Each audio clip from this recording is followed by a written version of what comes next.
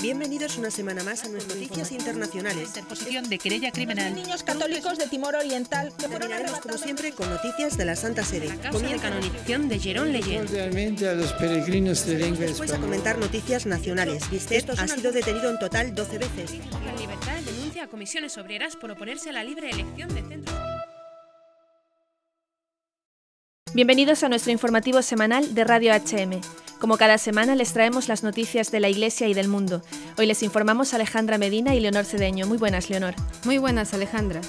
Hoy abrimos el bloque internacional de noticias con los siguientes titulares. Gigante del arte y la artesanía en Estados Unidos planta cara a Obama. Obispos anglicanos se oponen a que los reyes británicos se puedan casar con católicos. Piden a la Casa Blanca considerar como grupo de odio a la Iglesia Católica. Comentaremos también algunas noticias nacionales. Estos son los titulares. Lanza campaña de apoyo al obispo de Córdoba en respuesta a ataques de socialista andaluz. España mantiene proyectos de investigación con células madre embrionarias que no podrán patentarse en Europa. El arzobispado de Valencia estudia un posible milagro atribuido a los padres de Santa Teresita de Lisieux. Terminaremos con noticias de la Santa Sede. Comienza nuestro informativo. La empresa estadounidense Hobby Lobby, líder en la industria de arte y artesanía, ha decidido no obedecer el mandato abortista del presidente Barack Obama y corre el riesgo de pagar multas diarias de hasta 1,3 millones de dólares. La norma del Departamento de Salud y Servicios Humanos de Estados Unidos obliga a los empleadores, independientemente de sus convicciones religiosas, a otorgar seguros de salud que cubran la esterilización, anticonceptivos y fármacos abortivos como la píldora del día siguiente. Hobby Lobby es uno de los más de 100 demandantes en todo el país que han decidido rechazar esta ley que viola los derechos de libertad religiosa garantizados en la Constitución. Este gigante del arte y la artesanía tiene 525 tiendas en más de 40 estados del país. Fue fundado en Oklahoma por David Green, un cristiano evangélico de sólidos principios morales que ha explicado que la fe cristiana influye en cada aspecto de su vida, incluyendo las decisiones laborales. Las tiendas Hobby Lobby cierran todos los domingos, renunciando a los ingresos que podrían recaudar en esos días para que los trabajadores descansen y compartan con sus familias. También donan cantidades significativas a obras de caridad alrededor del mundo. Obispos de la Comunión Anglicana en Gran Bretaña han aprovechado los mensajes de inquietud lanzados por el príncipe Carlos ante la inminente reforma de las normas que rigen la sucesión al trono británico, para expresar sus propias preocupaciones ante la parte menos conocida del proyecto de ley. A los monarcas se les permitirá casarse con cónyuges católicos, lo cual podría llevar a que los hijos del matrimonio fueran educados en la fe católica. Pero eso les incapacitará para ser reyes, ya que se mantendrá la obligación de que los monarcas sean anglicanos.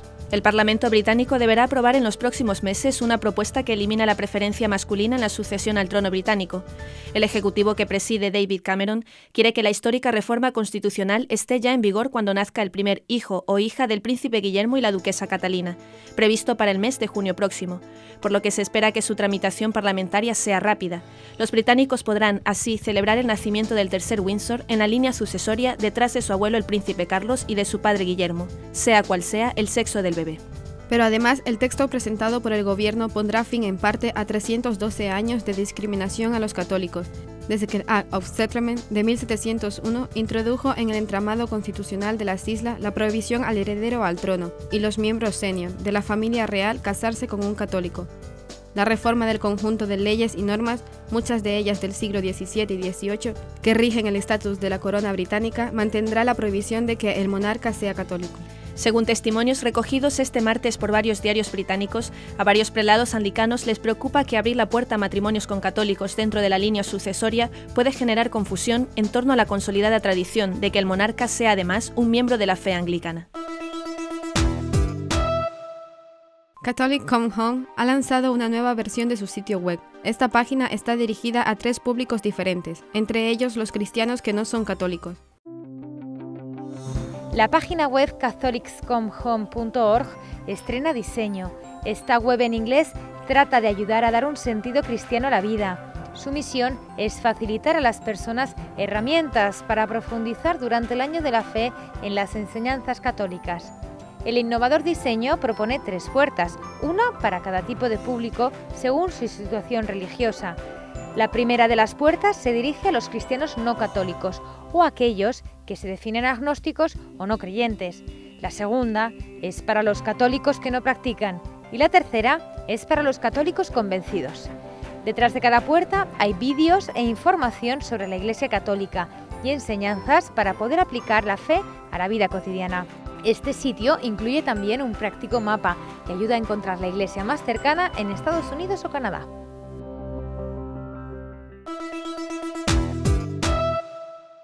Una petición online que solicita a la Casa Blanca considerar a la Iglesia Católica como un grupo de odio, entre comillas, por su perspectiva sobre el matrimonio, ha generado críticas por generar hostilidad hacia los creyentes. Peter Sprigg, miembro del Departamento de Estudios Políticos del Family Research Council en Washington, D.C., ha señalado que la petición revela una agenda subyacente, que no es simplemente prevenir crímenes violentos, sino estigmatizar toda desaprobación de la agenda homosexual y esencialmente silenciarnos. Sprigg ha explicado que el solicitar que se etiquete como un grupo de odio a las organizaciones que se oponen moralmente a redefinir el matrimonio es simplemente un insulto diseñado para sacarnos del debate público. La petición, que busca conseguir 25.000 firmas para el 24 de enero de este año, argumenta que el Papa Benedicto XVI, en su mensaje de Navidad de 2012 dirigido al Colegio de Cardenales, degradó y despreció a las personas homosexuales de todo el mundo. Peter Sprigg ha señalado que esa petición distorsiona las palabras del Papa, que realmente no incluyó lenguaje discriminatorio o que incite al odio. En su mensaje a los cardenales, el Papa defendió la enseñanza de la Iglesia sobre la sexualidad y la verdadera estructura de la familia compuesta por un padre, madre y prole. Sprigg ha señalado que tal petición es engañosa y tiene claramente un propósito político. El gobierno federal no designa grupos de odio, persigue crímenes de odio, ha indicado, explicando que debe hacerse una clara distinción entre la oposición moral a los actos homosexuales y los crímenes violentos contra personas homosexuales. Un libro escrito por Christopher Caxor desmonta 7 típicas mentiras sobre la Iglesia Católica.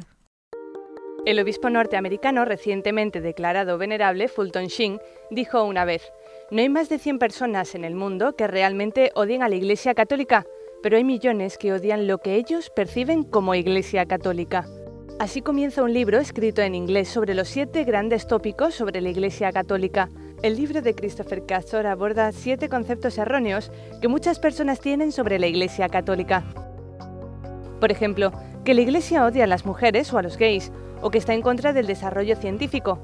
El autor desmonta estos estereotipos explicando que la Iglesia acoge a todo el mundo y que promueve muchas universidades y centros científicos. El Vaticano también tiene sus propios observatorios astronómicos en Italia y en Estados Unidos, por no hablar de tantos descubrimientos realizados por científicos católicos. Por ejemplo, Gregor Mendel, el padre de la genética moderna, Georges Lemaitre, que desarrolló la teoría del Big Bang, o Louis Pasteur, que descubrió la primera vacuna contra la rabia. Otras mentiras que desenmascara es que el celibato sacerdotal sea una causa de los abusos sexuales a menores. En la lista de falsedades también figuran que la Iglesia oprime la libertad, que es indiferente al amor de la pareja o que no acepta las bodas entre homosexuales por puro fanatismo. El autor dice que escribió el libro pensando en sus amigos, que habían abandonado la Iglesia con este tipo de errores. Ahora espera que sirva para aclarar las ideas que circulan sobre la Iglesia y mostrar los argumentos y razones que enseña la Iglesia Católica. La Conferencia Episcopal Venezolana está preocupada por la estabilidad del país como consecuencia de la situación suscitada por la enfermedad del presidente Hugo Chávez, que permanece hospitalizado en Cuba, donde el pasado 11 de diciembre fue operado por 4ª vez para paliar el cáncer que padece. Según el último informe oficial, Chávez padece una insuficiencia respiratoria por una severa infección pulmonar. Los obispos han alertado ante la opinión pública que no hay nada claro en la estructura del gobierno nacional. Todo está paralizado. En este contexto, la Iglesia tiene el deber cristiano y moral de jugar un papel de mediador, han señalado. Está en grave riesgo la estabilidad política y social de la nación. Este es un momento difícil e incierto, con rasgos que dibuja una compleja situación que pudieran conducir al país a una encrucijada peligrosa, ha indicado el presidente de la Conferencia Episcopal Venezolana, Monseñor Diego Padrón, arzobispo de Cumaná. Además, Monseñor Padrón ha hecho un llamamiento a las autoridades a respetar la Constitución y no manipularla con el fin de mantener el poder. Alterar la Constitución para alcanzar un objetivo político es moralmente inaceptable, ha advertido. Le escuchamos. Pero decía que, y es realmente así, lo ratifico, nosotros no queremos entrar en un leguleyismo y en una discusión. El problema tiene que superarse. Si reducimos toda la gravedad del momento al leguleyismo, lo hemos trivializado. En segundo lugar, ¿Por qué en este momento yo me atreví a hablar a dar alguna opinión sobre eso? Porque eso pertenece al bien público, toca al bien del país, toca al bien de la nación. Y en tercer lugar, porque cualquier acción que vaya o tuerza el espíritu o la letra de la Constitución va contra la moral y contra la ética, y es papel nuestro, de los pastores de la Iglesia, señalar el camino de la ética. En un comunicado, los obispos han explicado que la salud de Chávez ha generado inquietud en el conjunto de la población venezolana, por lo que han pedido una junta médica independiente para despejar las dudas sobre la salud de Chávez y que se informe con claridad y veracidad sobre el estado y evolución de salud del mandatario por ser un tema de interés público. Los obispos emitieron este comunicado horas antes que el vicepresidente venezolano Nicolás Maduro informara que Hugo Chávez no asistiría a la toma de juramento del jueves 10 de enero por el tratamiento posoperatorio. Por otra parte, los obispos celebran que durante la enfermedad de Chávez se haya puesto de relieve el sentimiento religioso y la actitud cristiana de los venezolanos, que han coincidido en presentar oraciones y ofrendas a Dios por su pronta recuperación. Dorothy Day fue una periodista atea, socialista, muy comprometida con la igualdad social. Se convirtió al catolicismo y ahora está camino de los altares. La historia de Dorothy Day es la historia de una mujer apasionada por la búsqueda de la verdad. Esta periodista podría ser la primera santa periodista. Fue una gran escritora y periodista americana que no era católica, era atea y socialista, muy involucrada con el movimiento obrero, que en un cierto momento se convirtió al catolicismo y creó un gran movimiento católico cercano a los obreros, a los pobres, en torno a una revista que se llamaba Catholic Worker. Tuvo una vida muy difícil e incluso llegó a abortar, pero tras su conversión cambió totalmente de vida. Además de la revista, también fundó comedores y residencias donde los afectados por la gran crisis del 29 en América podían comer y dormir. También tomó parte activa para que el Concilio Vaticano II hiciera una condena explícita a la guerra. Participó con un grupo de mujeres de todos los países del mundo y de distintas religiones que hicieron un trabajo de presión, de lobby presencial para que el concilio hiciera un llamamiento para la paz, una condena de la guerra, que hasta ese momento la Iglesia no había hecho nunca, y ellas lo consiguieron. Una mujer de armas tomar que no dejó de luchar por lo que en cada momento de su vida consideraba como una causa justa, como cuenta el suplemento femenino Donne Chiesa e Mondo del Osservatore Romano, el periódico del Vaticano.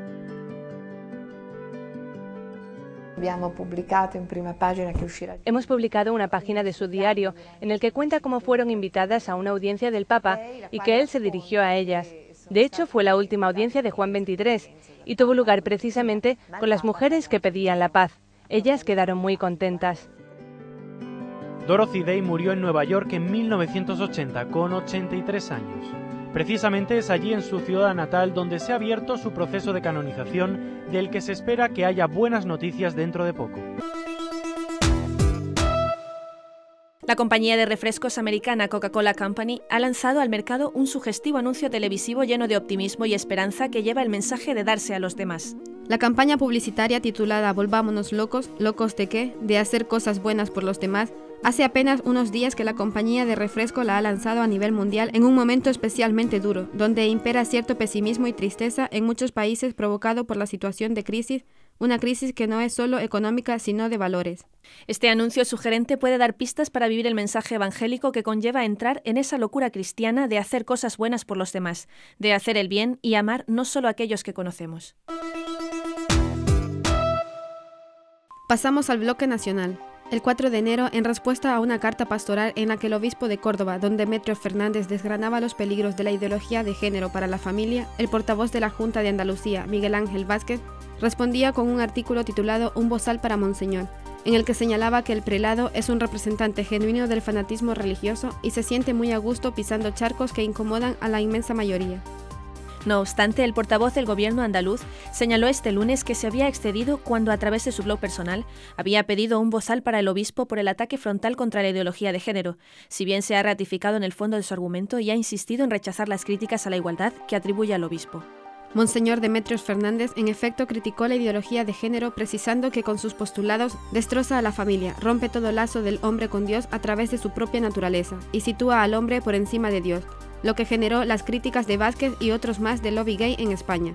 El área de libertad de expresión afectivo-sexual, alias de Izquierda Unida, va a poner en marcha una campaña en las redes sociales en la que pide la dimisión del obispo de Córdoba por sus declaraciones en contra de la ideología de género. En respuesta, la plataforma en defensa de la libertad religiosa Más Libres del grupo Hazte Oír ha iniciado en Internet una campaña de apoyo al obispo de Córdoba ante el acoso y el menosprecio que sufre por parte del portavoz de la Junta de Andalucía. A través de esta campaña, los ciudadanos pueden exponer su malestar por la grosera referencia al obispo emitida por el portavoz de la Junta Andaluza. Por su parte, el ex juez de familia de Sevilla, Francisco Serrano, víctima del lobby feminista y de género, que fue apartado durante 10 años de la carrera judicial por satisfacer el interés de un menor a salir en cofradía durante la Semana Santa sevillana, ha criticado la ignorancia del portavoz del gobierno andaluz, Miguel Ángel Vázquez, por pedir un bozal para el obispo de Córdoba. El ex juez ha señalado que la ignorancia siempre resulta atrevida.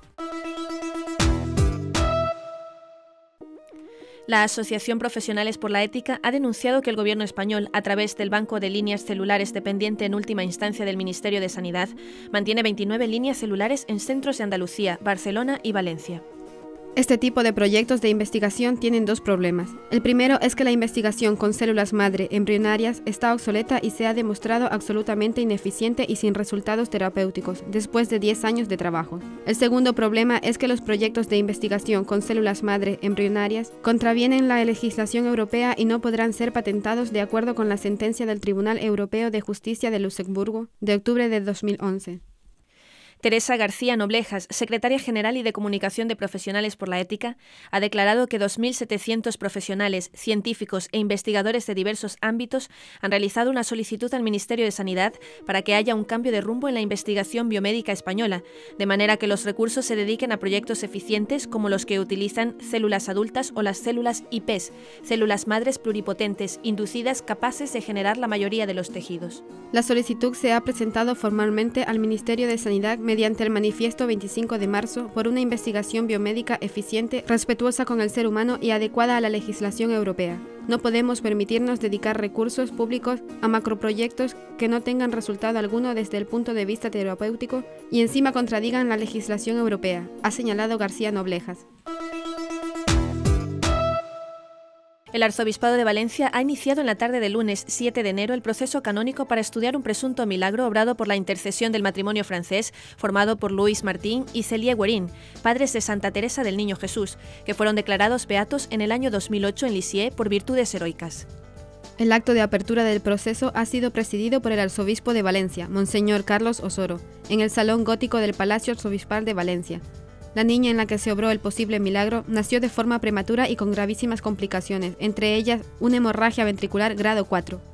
Fue entonces cuando, ante la imposibilidad médica de sanarla, los padres se encomendaron, gracias a la recomendación de unas carmelitas, al matrimonio de Louis Martin y Célie Guérin, que acababan de ser beatificados entonces y cuya estampa habían recibido de las religiosas. A partir de ese momento, la niña experimentó un restablecimiento asombroso y sin explicación médica alguna, y hoy se encuentra perfectamente y sin la más mínima secuela. En la apertura del proceso canónico se ha constituido un tribunal formado por sacerdotes, médicos y peritos que se encargará de recoger la documentación, pruebas médicas y testificales para examinar y probar la existencia del milagro y remitirlo después a la Santa Sede.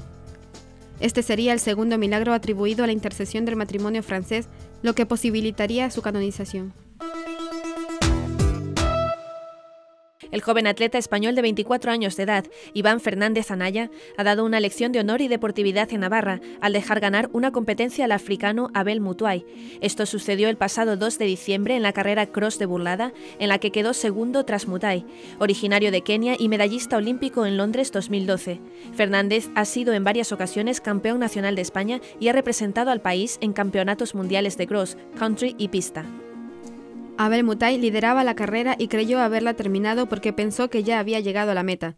Al no hablar castellano, no entendía que la gente a su alrededor le decía que siguiese porque aún faltaban 50 metros. Fernández lo alcanzó y en vez de sacar provecho de la situación para ganar la carrera, empujando al africano hacia la meta, le animó a seguir corriendo para lograr la victoria. Al ser preguntado sobre este hecho, Iván Fernández responde: ante la victoria y ante todo está la personalidad de cada uno y la deportividad con los compañeros. Me dejé ganar porque mi corazón me decía que él era el ganador de la carrera. Fernández afirma que su formación de valores la ha recibido en la familia. Vengo de una familia estructurada y he tenido la suerte de tener a mis padres y no me ha faltado ninguno de los dos. Este atleta de corazón abierto, que no se dejó arrastrar por la competitividad, es lo que podría denominarse todo un caballero del deporte. Santa Sede. Entre los 4 nuevos obispos que ordenó el Santo Padre el pasado domingo está su secretario personal, George Genswein, uno de los más estrechos colaboradores del Papa, como ha querido expresarlo en su escudo episcopal.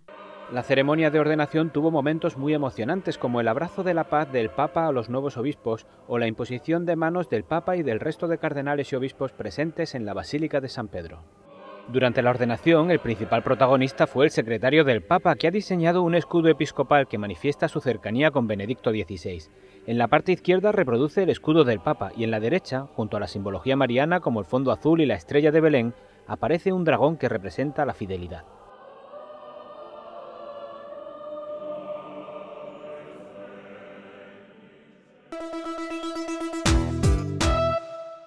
Con motivo de la jornada para los enfermos, Benedicto XVI ha propuesto en su mensaje imitar a algunos santos que vivieron de cerca la enfermedad. Benedicto XVI toma como referencia la parábola del buen samaritano y pide a los cristianos que reconozcan a Cristo en el rostro de los enfermos. El Papa explica que Jesús enseñó cómo cuidar de los enfermos. Mostró el comportamiento del buen samaritano, que atiende con cuidado a un desconocido necesitado y les dijo: haced lo mismo. Benedicto XVI invita a los que están enfermos y a quienes les atienden a conocer la vida de algunos santos que han sufrido la enfermedad, como Santa Teresita de Lisieux o Santa Ana Schaffer, o que han dedicado su vida a cuidar de los enfermos, como la Beata Teresa de Calcuta o el venerable Luigi Novarese, que dedicó su vida a peregrinar a Lourdes acompañando enfermos.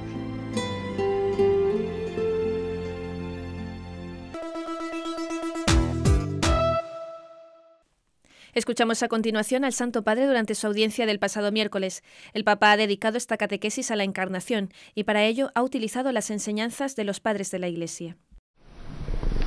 Queridos hermanos y hermanas, con la palabra encarnación se quiere expresar el misterio del Verbo, el Hijo de Dios, que se ha hecho carne. En Jesús Dios ha asumido la condición humana en su integridad para sanarla completamente. Como dice San Ireneo, el Hijo de Dios se ha hecho hombre para que el hombre llegase a ser Hijo de Dios. En la encarnación también Dios no da solo alguna cosa, sino que se da a sí mismo, entregándonos a su propio Hijo por nosotros. Así también nosotros debemos actuar en nuestras relaciones, movidos por la gratuidad y el amor. Otro aspecto importante de la encarnación es el extraordinario realismo del amor de Dios, que quiere entrar en nuestra historia cargando sobre sí el peso de la vida humana. Nos enseña que nuestra fe no tiene que ver solo con la inteligencia y el corazón, sino que ha de tocar y orientar toda nuestra vida concreta. Por último, el Hijo de Dios encarnado nos muestra quién es el hombre, el verdadero rostro del ser humano, y cómo siguiéndolo cada día realizamos el proyecto de Dios sobre nosotros. Saludo cordialmente a los peregrinos de lengua española, en particular a los grupos provenientes de España, México y otros países latinoamericanos. Exhorto a todos a meditar el misterio de la encarnación para que el Señor os ilumine y os transforme cada vez más en imagen de su Hijo, hecho hombre por nosotros. Que Dios os bendiga. Y hasta aquí nuestro informativo semanal. Esperamos que haya sido de su agrado. Recuerden que pueden seguir escuchándonos siguiendo el resto de nuestra programación en directo a través de la web www.radiohm.net. En ella podrán encontrar también distintos podcasts con los informativos anteriores y otros audios que también pueden ser de su interés. Seguiremos estos días informando de las noticias de la Iglesia y del mundo a través de nuestros breves espacios informativos que les ofrecemos todos los días cada media hora aquí en Radio HM 88.9 FM y HM Televisión. Ayer, hoy y siempre la verdad. Un saludo desde los estudios de Radio HM. Les han informado Alejandra Medina y Leonor Cedeño. Hasta la próxima semana. Radio HM 88.9 FM. Te mantenemos informado.